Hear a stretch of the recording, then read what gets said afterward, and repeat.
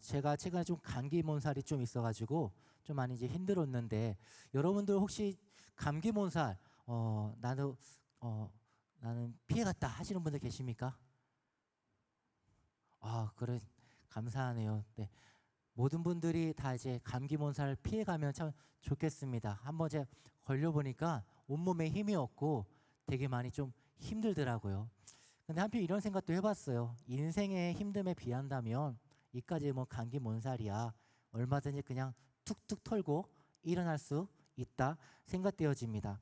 근데 여러분 이제 우리가 되게 어려운 시간, 그러니까 감기 몸살은 그냥 약 먹고 어느 정도 그냥 이제 회복하면은 가능한데 그런 그 정도 수준이 아니라 인생 가운데 내가 감당치 못할 어려움들, 고난들, 역경들을 부딪혔을 때 여러분들은 그 힘든 시간을 어떻게 견디고 어떻게 이겨내시는지요? 저 같은 경우에는 최근에 많이 이제 그런 시간들이 좀 이렇게 연이어서 일어나게 되어졌었는데 그때 저한테 가장 큰 힘이 되어지고 위로가 되어지고 그렇게 회복이 되어졌던 것은 바로 하나님의 말씀이었습니다. 그래서 오늘은 저에게 큰 힘이 되어줬던 그 말씀 중에 마가의 그 목소리를 함께 나누고자 합니다. 오늘 이 시간 가운데 혹시 여러분 가운데도 내가 고민하고 있는 부분들이 있다면, 마음 가운데 근심하고 있는 부분들이 있다면 오늘 이 마가의 목소리를 통해서 여러분 가운데도 그 위로가, 하나님이 주시는 그 또한 소망이 함께 회복되는 시간 될 수 있기를 간절히 소망합니다. 오늘 함께 말씀은 우리가 34절과 35절을 읽었는데 이 부분은 앞에 27절부터 우리가 10장 우리 45절까지 쭉 살펴보면 좋을 것 같습니다. 그래서 우리가 하나하나 되게 깊이 있게 봐지 못하고 단락단락마다 어떠한 흐름으로 흘러가는지 그 맥락만 이 시간 잠깐 살펴보고자 합니다. 먼저 우리 27절부터 우리 30절까지 말씀을 한번 좀 볼게요. 이 27절부터 30절까지 말씀은 예수님이 메시아로 고백되는 장면이죠. 우리 함께 보겠습니다. 시작. 예수와 제자들이 빌립보 가야사라 여러 마을로 나가실새 길에서 제자들에게 물어 이르시되 사람들이 나를 누구라고 하느냐? 제자들이 여짜와 이르되 세례 요한이라 하고 더러는 엘리야 더러는 선지자 중에 하나니라 하나이다. 또 물으시되 너희는 나를 누구나 하느냐? 베드로가 대답하여 이르되 주는 그리스도시다 하매 이에 자기의 일을 아무에게도 말하지 말라 경고하시고. 네, 지금 이 부분은 예수님께서 누구냐라고 하는 이 질문에 대해서 베드로가 되게 대표적으로 말씀을 드리는 거죠. 어떻게 예수님을 뭐라고 고백했다고요? 아멘. 여러분도 그렇게 동일하게 예수님을 고백하십니까? 예. 그렇게 시작되었던 그 고백, 그 다음에 마가는 그 고백을 시작으로 어떻게 말씀을 이어가고 있는지 우리가 함께 좀 살펴보길 원합니다. 우리 그럼 31절부터 33절까지인데요. 바로 예수님께서 고난과 죽음을 예고하는 장면입니다. 함께 보겠습니다. 시작. 인자가 많은 고난을 받고 장로들과 대제사장들과 서기관들에게 버림받아 죽임을 당하고 사흘 만에 살아나야 할 것을 비로소 그들에게 가르치시되 드러내놓고 이 말씀을 하시니 베드로가 예수를 붙들고 항변하매 예수께서 돌이키사 사탄아 내 뒤로 물러가라. 내가 하나님의 일을 생각하지 아니하고 도리어 사람의 일을 생각하는도다 하시고. 네, 그러니까 예수님께서 그리스도이심을 이렇게 신앙 고백을 한 다음에 예수님께서 그 다음에 어떤 말씀을 하시냐면 내가 영광을 받을 거야, 내가 하나님 나라를 세워갈 거야 하는 그러한 부푼 소망을 제자들한테 보여주는 것이 아니라 내가 죽을 거야, 내가 저들한테 잡혀가서 결국 내가 죽게 될 거야 라고 하는 그 죽음과 고난에 대한, 순환에 대한 이야기를 마가가 이어가고 있다는 것이 우리가 눈여겨볼 부분이라는 것입니다. 우리 그럼 34절부터 우리 9장 1절까지 우리 또 계속 함께 말씀을 이어가 보도록 하겠습니다. 함께 보면 시작. 무리와 제자들을 불러 이르시되 누구든지 나를 따라오려거든 자기를 부인하고 자기 십자가를 지고 나를 따를 것이니라. 누구든지 자기 목숨을 구원하고자 하면 잃을 것이요 누구든지 나와 복음을 위하여 자기 목숨을 잃으면 구원하리라. 사람이 만일 온 천하를 얻고도 자기 목숨을 잃으면 무엇이 유익하리요? 사람이 무엇을 주고 자기 목숨과 바꾸겠느냐? 누구든지 이 음란하고 죄 많은 세대에서 나와 내 말을 부끄러워하면 인자도 아버지의 영광으로 거룩한 천사들과 함께 올 때에 그 사람을 부끄러워하리라. 또 그들에게 이르시되 내가 진실로 너희에게 이르노니 여기서 있는 사람 중에 죽기 전에 하나님의 나라가 권능으로 임하는 것을 볼 자들도 있느니라 하시니라. 아멘. 지금 이 말씀은 예수님께서 나는 이제 곧 있으면 죽게 될 거야 라고 말한 다음에 제자들 보고 너희들도 그러한 운명을 겪게 될 거야 라고 하는 그 각오, 운명을 각오해야 된다라는 그런 가르치는 장면입니다. 되게 좀 이제 마가의 목소리가 되게 좀 특별해요. 우리가 생각하는 일반적인 그런 논리적인 수순을 따라가지 않고 있어요. 예수님은 메시아이십니다 라는 그 말씀에서 시작했는데 예수님께서 나는 죽을 거야, 나는 고난 받을 거야, 그렇게 말씀하시고 거기서 끝나는 게 아니라 너희들도 죽게 될 거야, 나와 같이 똑같은 그 길을 가게 될 거야, 그러니까 각오해라 라고 하는 그러한 가르침으로 이어지고 있다는 것입니다. 자, 그렇게 된 다음에 2절에서 8절까지는 그 유명한 변화산의 모습인데 하나님께서 확증하는 모습을 보여줍니다. 함께 우리 2절부터 8절까지 함께 봅니다. 시작. 엿새 후에 예수께서 베드로와 야고보와 요한을 데리시고 따로 높은 산에 올라가셨더니 그들 앞에서 변형되사 그 옷이 강체가 나며 세상에서 빨리하는 자가 그렇게 희귀할 수 없을 만큼 매우 희어졌더라.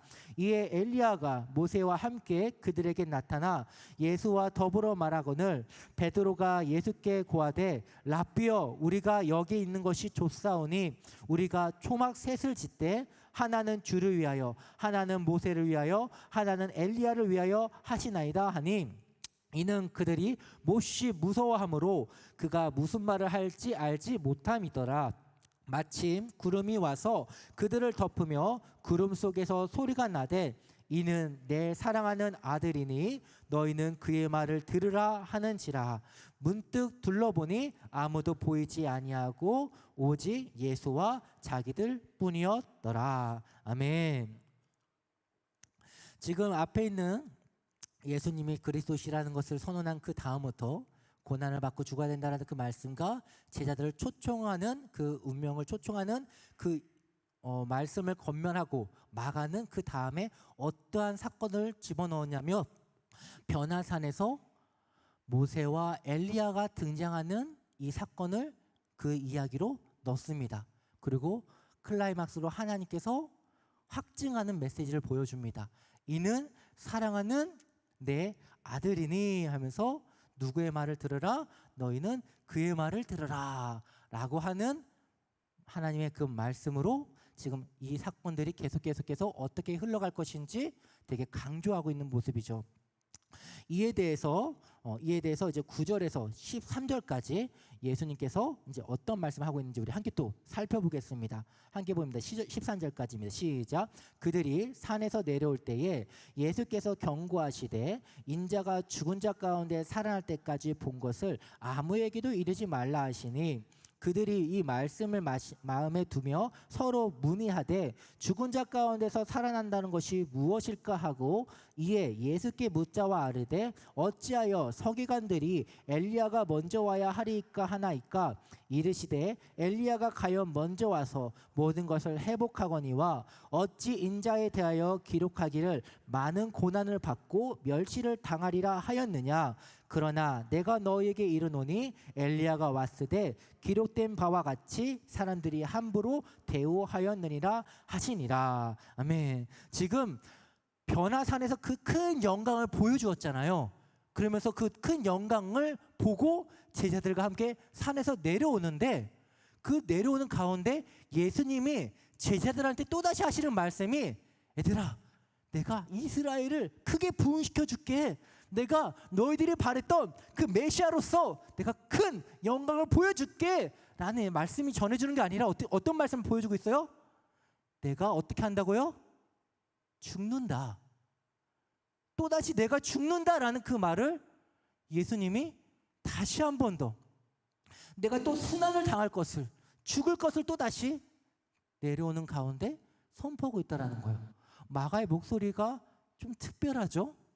그렇게 특별한 가운데 누구를 등장시키냐면 바로 메시아 하면은 항상 따라오는, 떨어질 수 없는 빛과 그림자와 같은 역할, 바로 엘리야에 대한 얘기를 집어넣습니다.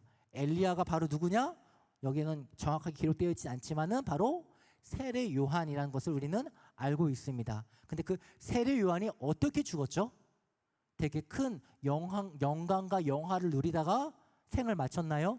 아니면 비참하게 감옥에서 바른 말 하다가 목이 잘려서 죽게 되었나요? 그죠, 후자죠. 그 모습은 예수님께서도 동일하게 어떠한 죽음을 당하게 될 것인지 보여주는 하나의 예표가 된다라는 것입니다. 불과 몇 분 전만 하더라도, 불과 몇십 분 전만 하더라도, 불과 몇 시간 전까지만 하더라도 하나님께서 나타나서 큰 영광 가운데 이는 내 사랑하는 아들이다 라고 말해주었던 그분이 어떠한 길을 가야 하는지 지금 마가가 되게 세밀하게 기록하고 있다라는 것입니다. 그리고 그 길은 결코 세상 가운데 빛나 보이고 좋아 보이는 모습은 아닙니다. 이후에 어떻게 이어지는지 우리 14절부터 우리 29절까지 말씀을 계속 함께 보겠습니다. 시작. 이에 그들이 제자들이 와서 보니 큰 무리가 그들을 둘러싸고 서기관들이 그들과 더불어 변론하고 있더라. 온 무리가 곧 예수를 보고 매우 놀라며 달려와 문안하거늘 예수께서 물으시되 너희가 무엇을 그들과 변론하느냐? 무리 중에 하나가 대답하되 선생님, 말 못하게 하는 귀신 들린 내 아들을 성세님께 데려왔나이다. 귀신이 어디서든지 그를 잡으면 거꾸러져 거품을 흘리며 이를 갈며 그리고 파리해지는지라. 내가 선생님의 제자들에게 내쫓아달라 하였으나 그들이 능히 하지 못하더이다. 대답하여 이르시되 믿음이 없는 세대여, 내가 얼마나 너희와 함께 있으며 얼마나 너희에게 참으리오. 그를 내게로 데리고 오라 하시매 이에 데리고 오니 귀신이 예수님을 보고 곧 그 아이로 심히 경련을 일으키게 하는지라. 그가 땅에 엎드려져 구르며 거품을 흘리더라. 예수께서 그 아버지에게 물으시되 언제부터 이렇게 되었느냐 하시니 이르되 어릴 때부터니이다. 귀신이 그를 죽이려고 불과 물에 자주 던졌나이다. 그러나 무엇을 하실 수 있거든 우리를 불쌍히 여기사 도와주옵소서. 예수께서 이르시되 할 수 있거든이 무슨 말이냐? 믿는 자에게 능치 못할 것이 없느니라 하시니 곧 그 아이의 아버지가 소리를 질러 이르되 내가 믿나이다. 나의 믿음 없는 것을 도와주소서 하더라. 예수께서 무리가 달려와 모이는 것을 보시고 그 더러운 귀신을 꾸짖어 이르시되 말 못하고 못 듣게 귀신아, 내가 내게 명하노니 그 아이에게서 나오고 다시 들어가지 말라 하시매 귀신이 소리 지르며 아이로 심히 경련을 일으키게 하고 나가니 그 아이가 죽은 것 같이 되어 많은 사람이 말하기를 죽었다 하나 예수께서 그 손을 잡아 일으키시니 이에 일어서니라. 집에 들어가매 제자들이 조용히 묻자오되 어찌하여 능히 그 귀신을 쫓아내지 못하나이까? 이르시되 기도 외에는 이런 것을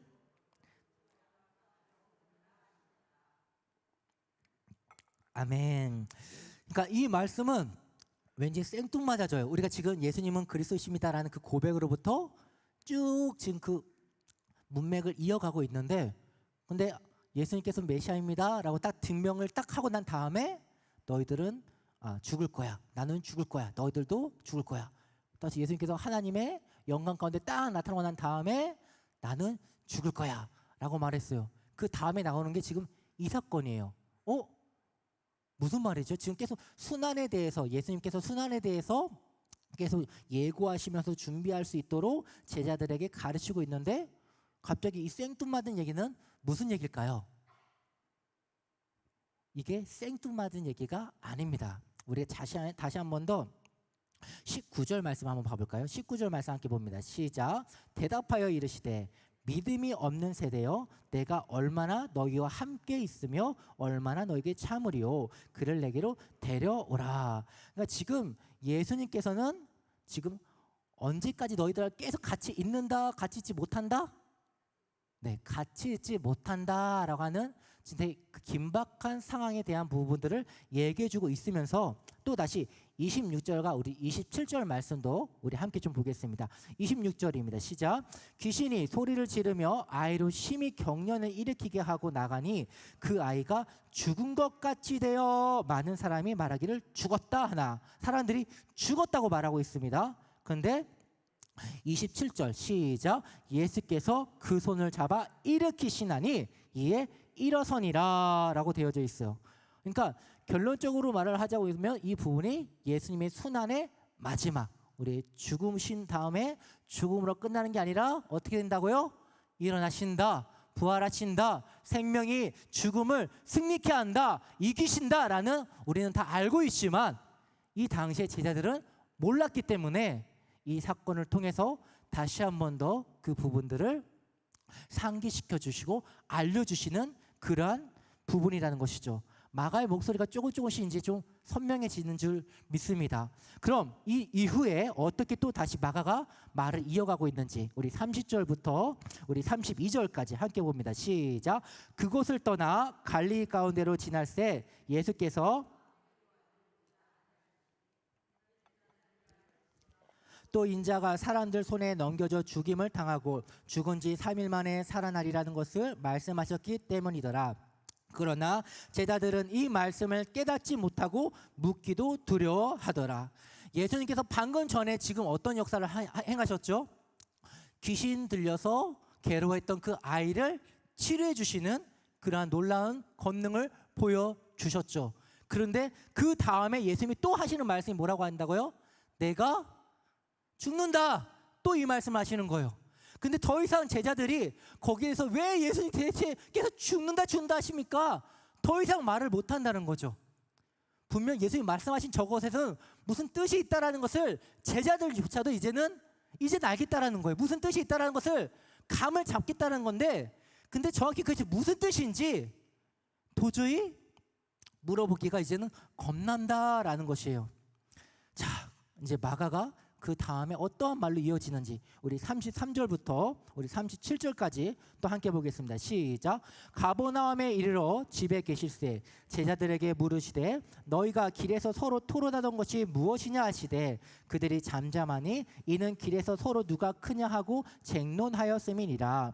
예수께서 앉으사 12 제자를 불러 이르시되 누구든지 첫째가 되고자 하면 뭇사람의 끝이 되며 뭇사람을 섬기는 자가 되어야 하리라 하시고 어린아이 하나를 데려다가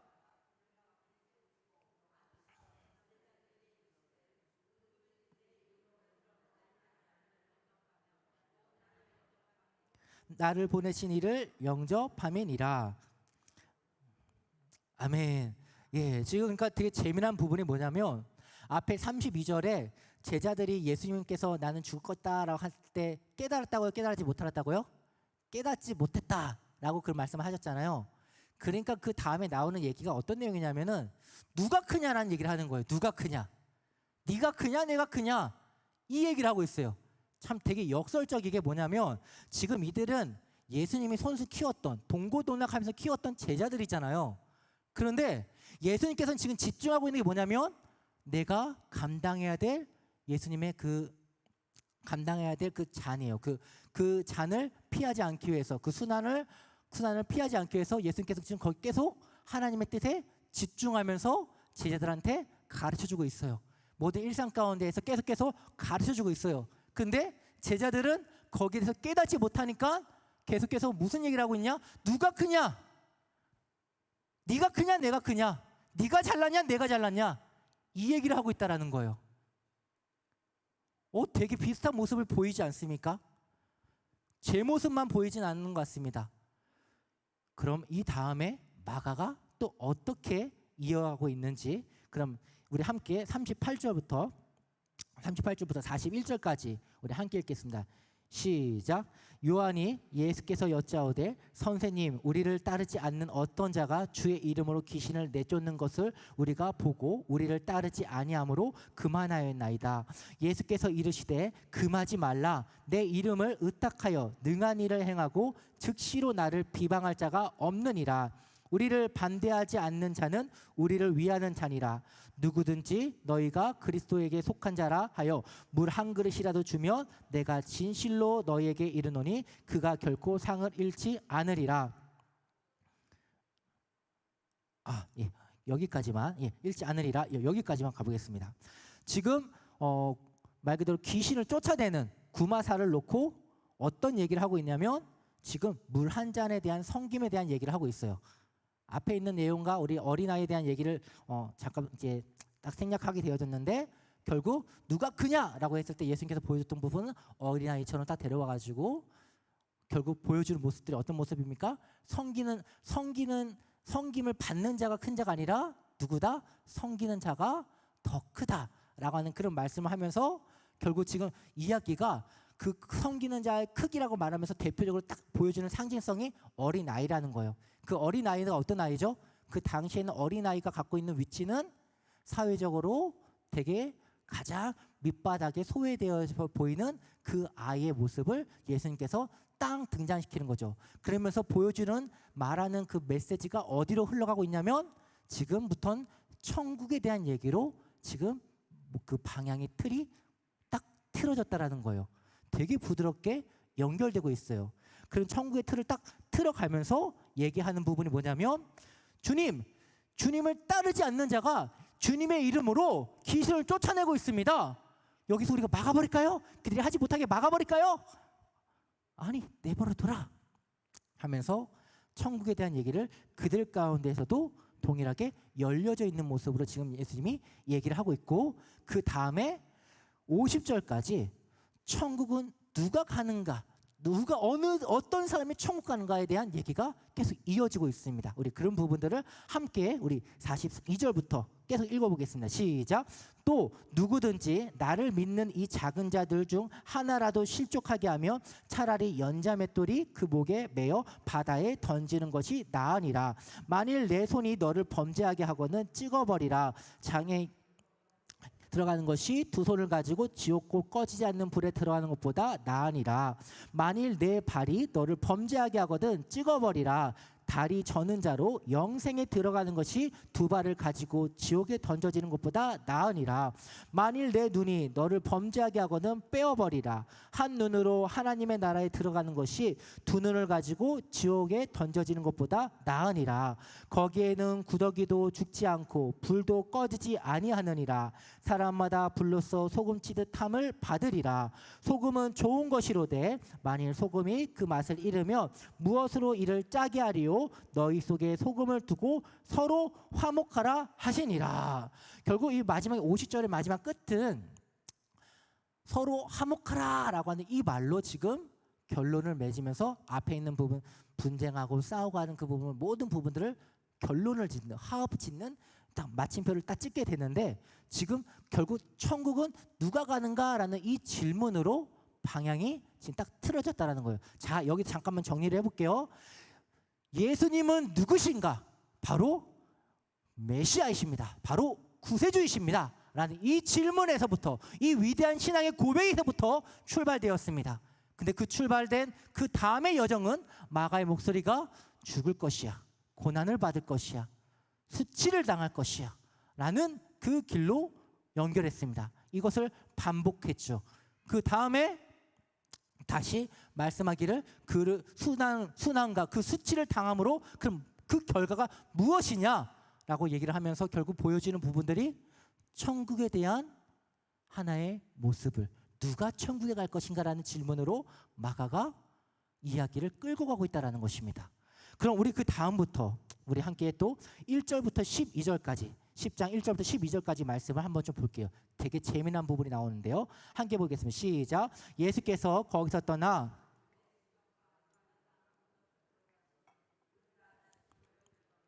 예수께서 다시 전례대로 가르치시더니 바리새인들이 예수께 나와 그를 시험하여 묻되 사람이 아내를 버리는 것이 옳으니까. 대답하여 이르시되 모세가 어떻게 너에게 명하였느냐. 이르되 모세는 이혼 증서를 써주어 버리기를 허락하였나이다. 예수께서 그들에게 이르시되 너희 마음이 완악함으로 말미암아 이 명령을 기록하였거니와 창조 때로부터 사람을 남자와 여자로 지으셨으니 이러므로 사람이 그 부모를 떠나서 그 둘이 한 몸이 될지니라. 이러한즉 이제 둘이 아니요 한 몸이니 그러므로 하나님이 짝지어 주신 것을 사람이 나누지 못하리라 하시니라. 집에서 제자들이 다시 이를 물으니 이르시되 누구든지 그 아내를 버리고 다른 데에 장가드는 자는 본처에 간음하는 행함이요 또 아내가 남편을 버리고 다른 데로 시집감은 간음을 행함이니라. 아멘. 지금 이 얘기가 앞에 있는 천국 얘기를 하는데 갑자기 이혼과 간음에 대한 얘기를 딱 집어넣고 있어요. 이게 뭔 얘기일까?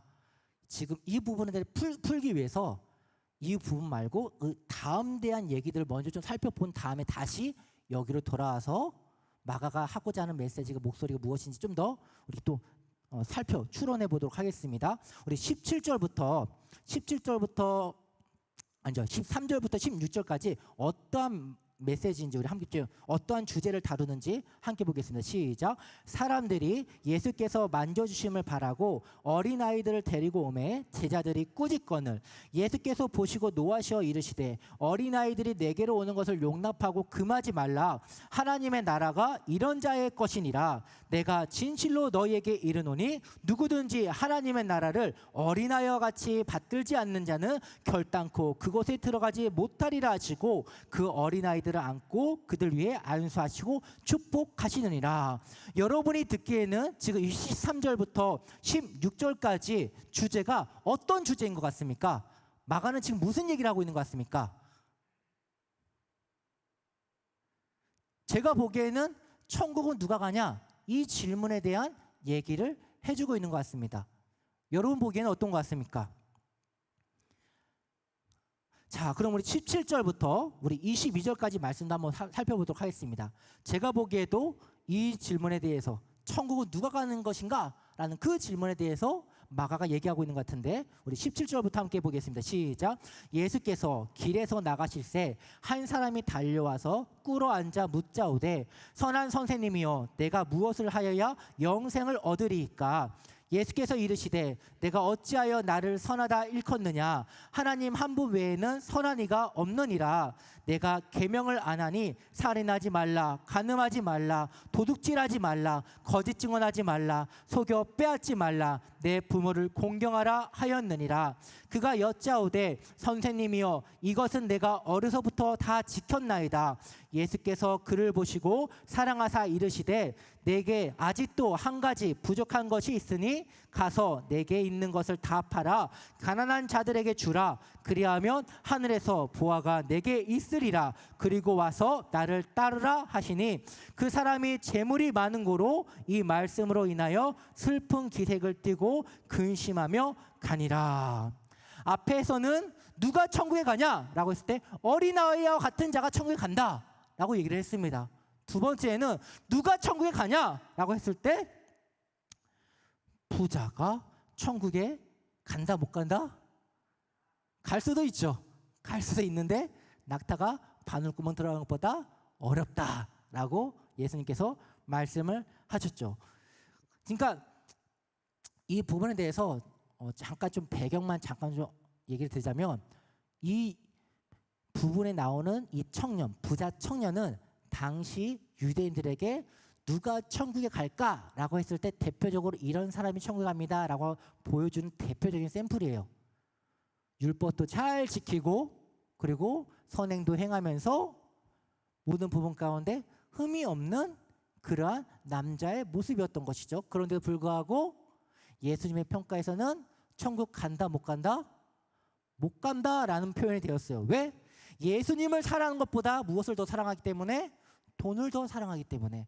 누가 천국에 가냐? 앞에서는 어린아이와 같은 자가 천국 갑니다. 두 번째에서는 돈보다도 무엇보다도 예수님을 더 사랑하는 자가 천국에 가지 않을까라는 이러한 반문으로 우리한테 마가가 얘기를 하고 있죠. 그럼 그 다음에 23절부터 우리 31절까지 또 누가 천국에 가냐라는 부분에 있어서 이번엔 제자들에 대한 얘기가 나오고 있습니다. 함께 읽겠습니다. 시작. 예수께서 둘러보시고 제자들에게 이르시되 재물이 있는 자는 하나님의 나라에 들어가기가 심히 어렵도다 하시니 제자들이 그 말씀에 놀라는지라. 예수께서 다시 대답하여 이르시되 애들아, 하나님의 나라에 들어가기가 얼마나 어려운지 낙타가 바늘기로 나가는 것보다 부자가 하나님의 나라에 들어가는 것보다 쉬우니라 하시니 제자들이 매우 놀라 서로 말하되 그런즉 누가 구원을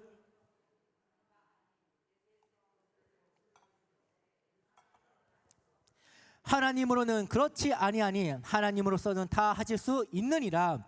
베드로가 여짜와 이르되 보소서, 우리가 모든 것을 버리고 주를 따랐나이다. 예수께서 이르시되 내가 진실로 너에게 이르노니 나와 복음을 위하여 집이나 형제나 자매나 어머니나 전토를 벌인 자는 현세에 있어 집과 형제와 자매와 어머니와 지식과 전토를 100배나 받되 박해를 겸허 받고 내세의 영생을 받지 못할 자가 없느니라. 그러나 먼저 된 자로 나중되고 나중된 자로 먼저 될 자가 많으니라. 아멘. 그러니까 제자들은 천국에 가는 그 부분이 앞에 있는 청년들과 좀 다르죠. 모든 것을 다 버리고 예수님을 따랐던 모습들을 보여주고 있고, 그때 예수님께서 말씀하시기를 30절에 박해도 겸해서 받는다라고 말하면서 영생과 박해가 떨어지지 않는 모습을 말씀해주고 계십니다. 그렇게 말씀을 하고 계시면서 결국 천국은 누가 가느냐라고 하는 모습을 제자들의 모습을 통해서 또다시 보여주고 있죠. 그리고 예수님께서 32절에서 34절까지 다시 한 번 더 예수님께서 순환받는다는 얘기를 보여주고 있습니다. 예수님께서 다시 한 번 더 순환받는 얘기를 하시고, 그리고 35절부터 우리 그 45절까지는 또 다시 제자들이 내가 가장 큰 자리에 앉고 싶다라고 하는 그 말씀에 대한 얘기로 자리 싸움하는 모습으로 나아가고 있습니다. 이게 이제 우리가 함께 이제 살펴봐야 될 그 전체적인 그 순환을 앞둔 앞에 그 서론에 대한 얘기인데, 지금 이 부분들을 통해서 앞에 우리가 아까쯤에 이혼에 대한 얘기를 잠깐 안 듣잖아요. 그러니까 생각해 보세요. 이혼에 대한 얘기 우리가 10장 1절부터 12절까지 내용 앞서서 천국에 대한 얘기를 했잖아요. 누가 천국에 갈 것이냐, 그 질문에 대한 얘기를 하고 이혼에 대한 얘기가 나오고, 그 다음에도 계속 천국은 누가 갈 것이냐, 어린아이 같은 자가 천국 간다, 천국 누가 갈 것이냐, 부자 청년처럼 돈을 더 사랑한 자는 천국 가지 못한다, 그리고 제달처럼 모든 걸 다 버리고 고난과 순환도 박해도 경험히 받는 자가 천국에 간다, 영생도 얻는다라는 그 얘기를 하게 되면서, 그러면서 또 예수님께서 내가 또 고난을 받을 것이다, 순환을 받을 것이다라는 그 말씀으로 또 이어지고 있다는 것이죠. 그러면서 결국 영생에 대한 얘기로, 천국에 대한 얘기로 지금 집중하고 있어요. 그러니까 이혼에 대한 얘기가 앞뒤 문맥으로 전부 다 뭐로 쌓여져 있다? 천국은 누가 갈 것이냐, 이 질문을 하고 있다는 거예요. 그렇다면 우리는 문맥적인 흐름을 놓고 볼 때 마가의 이야기가, 마가가 천국은 누가 갈 것이냐라고 얘기를 묻고 있어요. 많은 성도들 앞에서 천국은 누가 갈 것이냐라고 얘기를 하고 있는데 갑자기 생뚱맞게 이혼은 안 돼, 이혼은 하나님 정한 거야, 그렇게 얘기하다 다시 천국은 누가 갈 것이냐 이렇게 말한다면, 여러분 그 마가의 그 목소리의 그 메시지가 어떻게 들리세요? 뭔가 좀 혼동이 오고 뭔가 좀 안 맞는다는 느낌이 오잖아요. 저만 그런가요? 저는 그렇게 느껴졌어요. 그래서 이 이혼에 대한 얘기를 어떤 관점으로 봐야 되냐? 바로 천국은 누가 가는가라는 이 질문에 대한 그 관점으로 볼 수가 있다라고 저는 그렇게 이해를 했다라는 것이죠. 그럼 그렇게 되면 이 이혼 얘기가 어떤 결과로 이어지게 되느냐? 사람들은 모세의들이 말하는 바리새인들이 갖고 온 그 결론은 율법이에요. 모세를 통한 율법을 통해서 콘텐츠를 얘기를 해요. 근데 예수님께서 말씀하시기를 아니 하나님의 뜻이 더 앞선 것이야 라고 말하면서, 하나님의 뜻은 이혼하지 않는 것인데 하는 그 이혼 얘기를 말하고자 하는 포인트가 아니에요. 근데 그 뜻은 언제냐? 바로 창세 전에 벌써 그 시기가 하나님께서 정했어 라고 하는 그 얘기를 하고 있다는 거예요. 다시 말해서 천국은 누가 갈 것이냐 라고 하는 이 질문에 대해 하나님께서 하나님의 뜻 가운데, 이미 그 뜻은 창세 전에 이미 하나님이 정하셨던 그 뜻 가운데 하나님이 정한 그 사람들이란 얘기가 되어진다는 것이죠. 그럼 정확하게 뒤에 또 다시 제자들이 물어봐요. 그 물어보는 제자 가운데 이혼 얘기가 무엇입니까? 그 뜻을 물어보니까는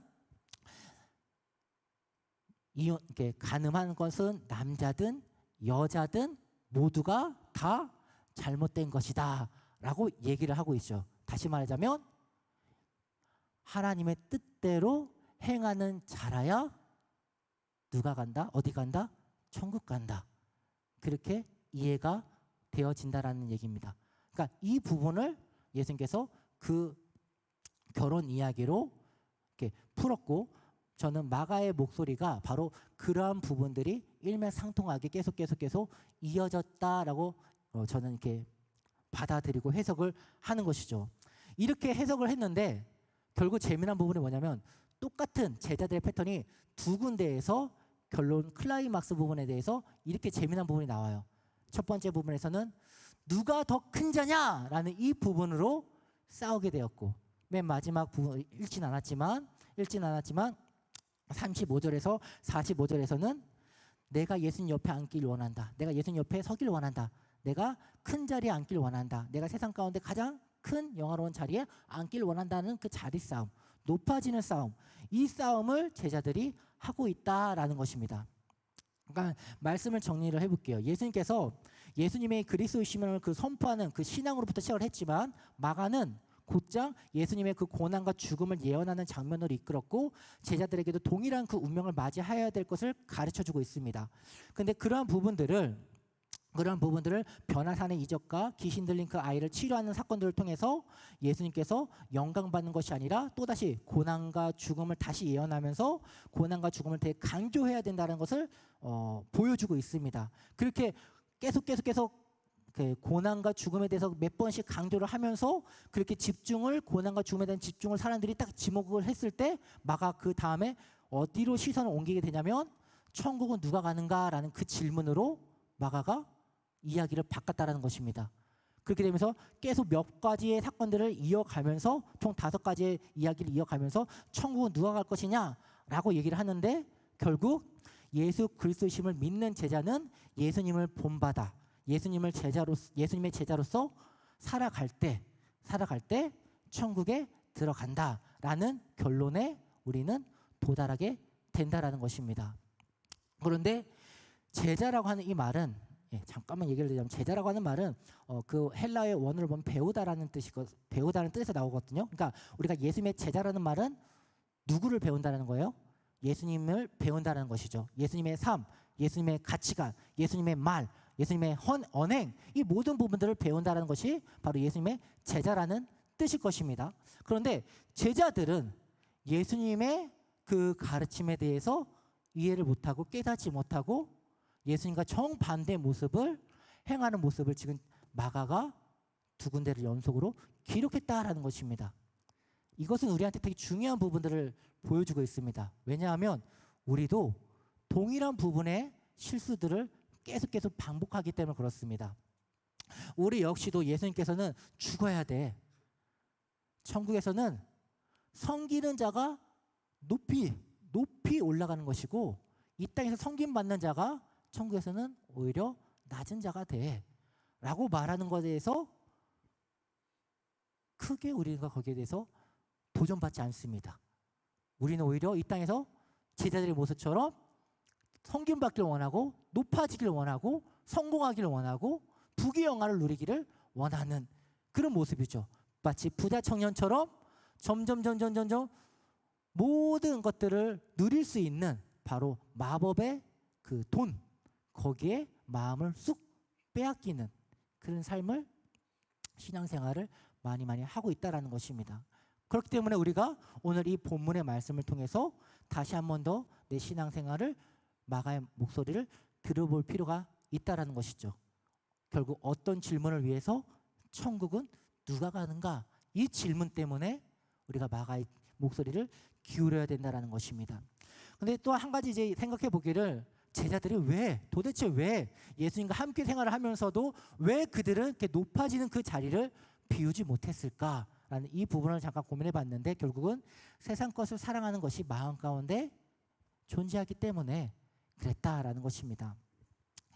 하나님 나라, 우리가 하나님 나라에 대해서 우리가 함께 이제 앞에서 또 찬양을 했지만 이번에 수련회 가운데서 찬양했던 그 찬양하는 그 가운데 우리가 꿈꾸는 나라라고 하는 그 찬양이 저한테 되게 큰 은혜가 되었었습니다. 그 중에 한 가사에 이런 부분이 있는데 세상 사람들이 이렇게 보았을 때는 모든 것이 없는 자 같으나 모든 것을 가진 자라는 그런 가사의 모습이 있습니다.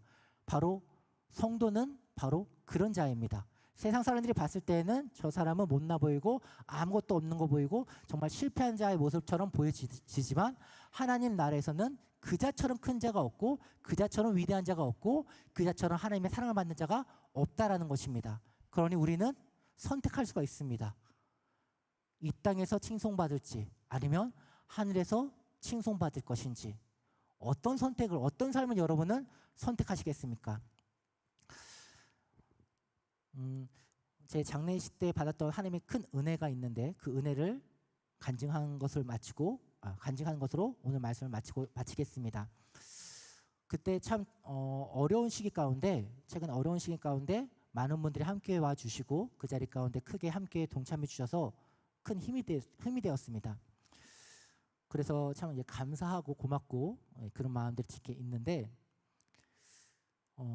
그때 받았던 은혜가 몇 가지가 있습니다. 근데 그 중에 제일 귀하고 제가 제일 소중하다라고 생각하는 그 부분을 말씀을 드리자면 어머니를 잃게 되면서 마음 가운데 정말 뻥 뚫린 그 상실감, 그러니까 더 이상 보지 못한다, 더 이상 만나지 못한다, 더 이상 어머니의 음성을 듣지 못한다, 더 이상 어머니와 이렇게 뭐 스킨십을 하지 못한다, 뭐 여러 가지 그런 부분들이 생각날 때마다 떠오를 때마다 뭔가 여기를 막 칼로 도려내는 것 같은 그런 아픔과 그런 고통들이 밀려왔었습니다.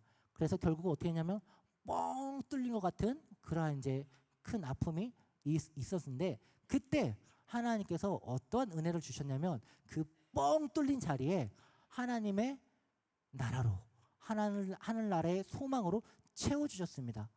그 결과 점점 이 땅 가운데 내가 소망했던 것들이 전혀 가뭄이 없어지게 되어지고 더 하나님 나라를 소망하게 되는 그러한 내 모습이 그러한 내 마음이 그러한 소망이 생겨나게 되었다는 것입니다. 다시 말해서 이 땅 가운데 있는 소망들이 점점 희미해지고 천국에 대해서는 점점 선명해졌다라는 것이 제가 받았던 하나님의 은혜였던 것입니다. 오늘 우리가 함께 보았던 그 본문 말씀 마가복음 8장 우리 34절에서 35절 말씀 중에 34절에 자기 비움에 대한 얘기가 있지 않습니까? 주님을 따라오려거든 누구든지 나를 따르거든 자기를 비우고 자기를 부인하고라고 하는 그 부분에 대해서 전에는 어떻게 생각했냐면 내 생각, 내 감정, 내 뜻을 내려놓고 하나님의 뜻대로 내가 순종하고 나아가는 것이 바로 자기 비움이구나, 자기 부인이구나, 그 정도로 내가 생각하고 믿고 살아왔었습니다. 그런데 이번 계기를 통해서 다시 한 번 더 또 깨달았던 부분은 뭐냐면 자기 부인이라는 것은 도려내는 것이구나. 내가 사랑하는 것을 완전히 도려내버리고 그 자리에 하나님 나라로 채워지는 것이구나. 이게 바로 자기 부인이구나 라고 하는 새로운 깨달음도 함께 받았던 은혜였다는 것입니다. 결국 제가 말씀드리고자 하는 포인트는 이것입니다. 우리가 하나님 나라, 하늘 나라에 대한 이 소망으로 내가 점점 채워져 가고 점점 살아가길 원한다면 내 안에 예수님으로 더 채워지길 원한다면 우리는 반드시 내가 기존에 사랑하고 있는 그 무언가를 우상들을 제거하는 아픔을 겪어야 된다는 것입니다. 그렇지 않고서는 어느 누구도 하늘나라를 소망할 수도 없고 어느 누구도 예수님을 사랑한다고 하지만 그 사랑에는 다른 것과 함께 변형되는 그냥 그 정도의 수많은 우상 중에 하나의 자리일 뿐이라는 것입니다.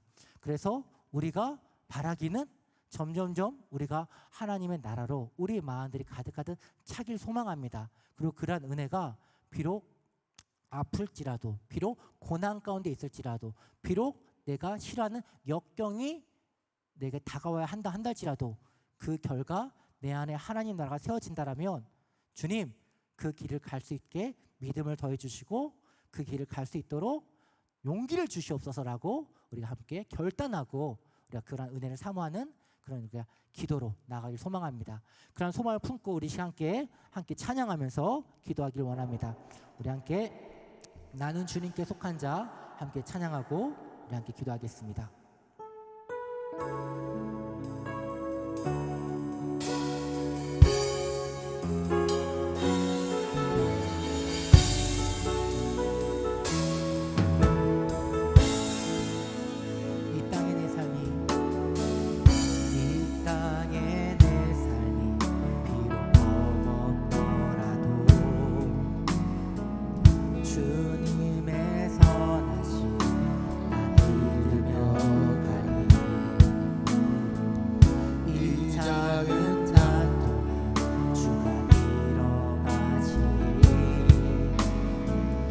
감사로